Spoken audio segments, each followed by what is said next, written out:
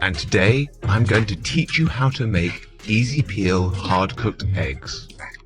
Most hard-cooked egg recipes get it wrong right from the beginning. Starting eggs in cold water allows plenty of time for the membrane to attach itself to the egg, making clean peeling impossible. So the eggs may be cooked beautifully, but what's the point if you can't get the shell off? We start with 1 inch of boiling water in our pan.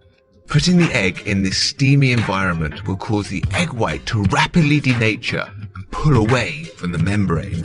This way it won't stick when you peel it. We're also using a steamer basket, which means, you got it, we're steaming and not boiling. The steamer basket keeps the eggs out of the water. This way, the water maintains its boil the whole time and gives us a consistent and hot cooking environment. So, we put the lid on, turn the heat down to medium-low, and we cook for 13 minutes.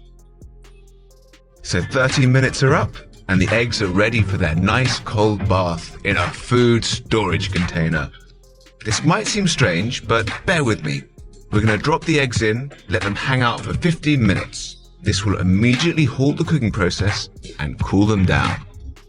Now, let's pour out half the water, put the lid on, and then we're going to get physical.